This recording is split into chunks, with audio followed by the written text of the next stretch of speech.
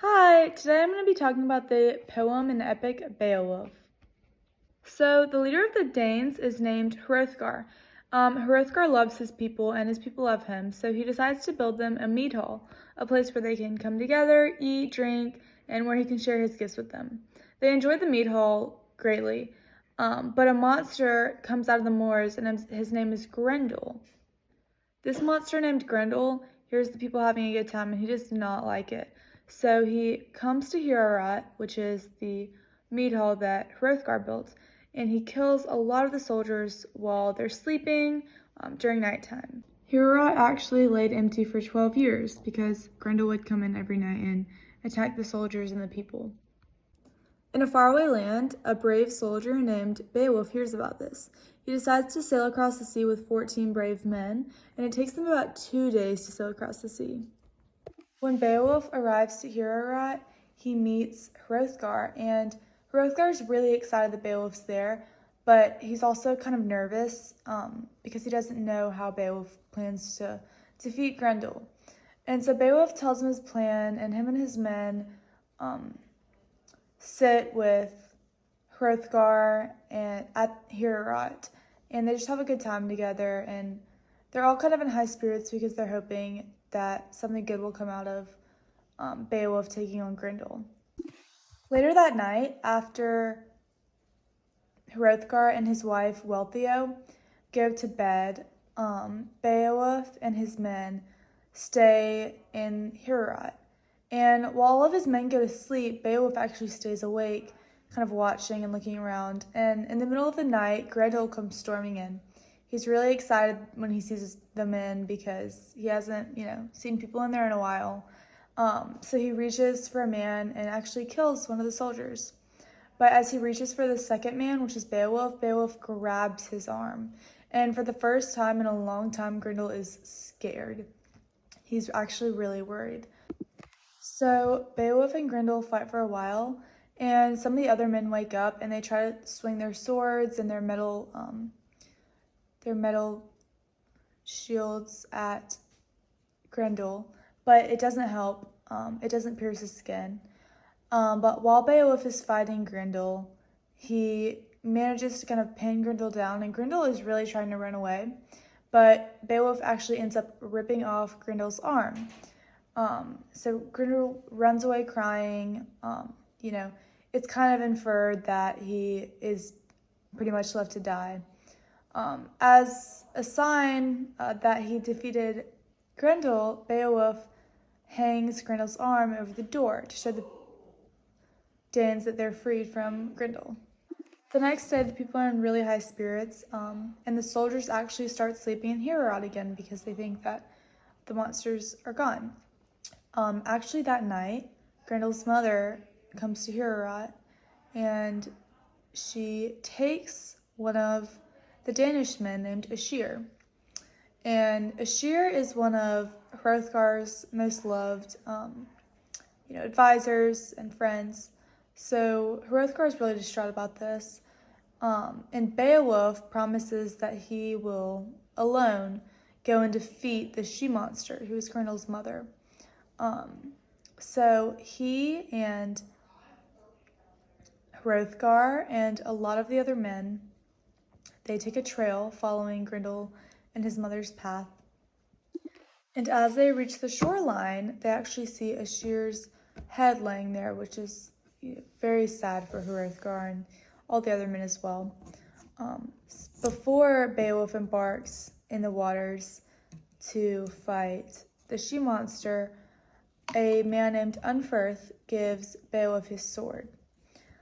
As Beowulf swims, he swims for quite a long time. He swam almost a day and didn't see the bottom. As he was swimming, Grendel's mother could feel him in the water. She could sense him. So she grabbed him while a bunch of sea monsters swarmed him and dragged him to the cave. He tried to defeat her, but she was very strong, and she was kind of winning. So he grabbed a sword of the monsters of old, the old ages, and he ended up killing Grendel's mother with it. After that, he took Grendel's head. He chopped it off because he found Grendel laying in the corner, dead. So he chopped off of his head and he took it to the top of the water. As he was swimming up, a bunch of the men above just saw blood in the water, so a bunch of the Danish men thought that he had probably died. The Danish men left after about 9 hours, but the Geats stayed because they wanted, they had hope that he would maybe be coming back. So after that, he swam up eventually, and they were really excited about it, and they greeted him back. After he goes back to Heorot, Hrothgar and his wife and just the whole tribe of the Danes are so grateful to him and all the Geats.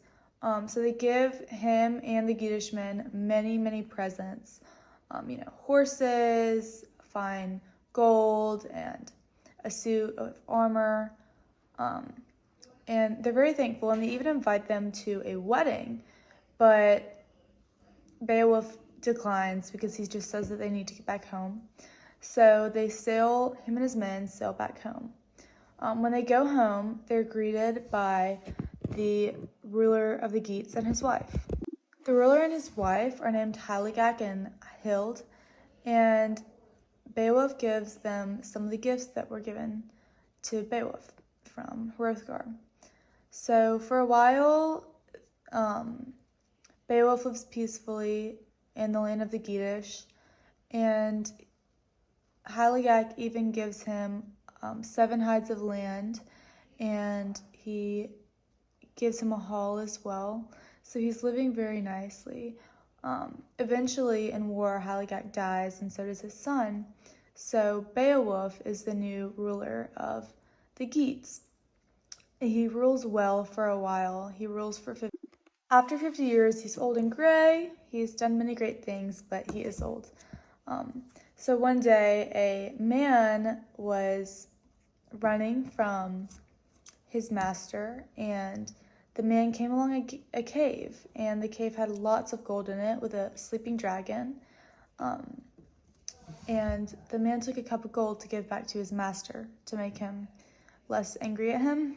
And the dragon sensed it. So the dragon actually came after the town, breathing fire at it, killing a lot of people, which left Beowulf very distraught. And he was really old, but he knew that if he believed in himself and had the courage, that he could defeat the dragon.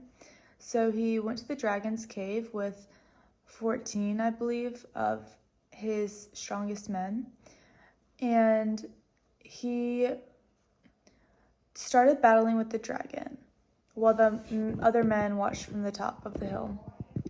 As he was battling the dragon eventually surrounded him with fire. A man named Wiglaf, who was watching from the top of the hill, stepped up and said, "We need to help Beowulf." He told all of the other men that they needed to help him. The other men were not interested. They were scared. They fled. But Wiglaf ultimately went down and helped Beowulf. And the two eventually ended up defeating the dragon. But before they had, the dragon had grabbed Beowulf and kind of pierced into his body. So Beowulf was very badly injured, and it was apparent that he was going to die. As Beowulf lay dying, he told Wiglaf to get him some gold so it could be the last thing he looked at before he died. After this, he also told Wiglaf to tell the men to bury him on the sea cliff in a thing called Beowulf's Barrow. So when sailors passed by, they could remember him by it. The story ends with the people kind of just acknowledging that Beowulf was a kind and great hero. And I really think he is in the story.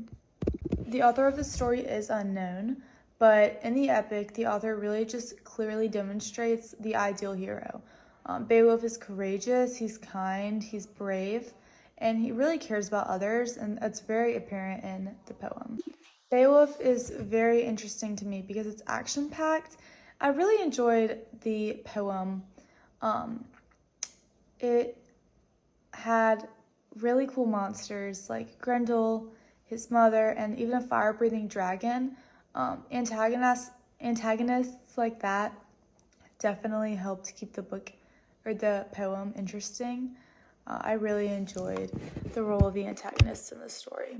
The poem is written in Old English, so it can be hard to understand at times, but it is very interesting nonetheless.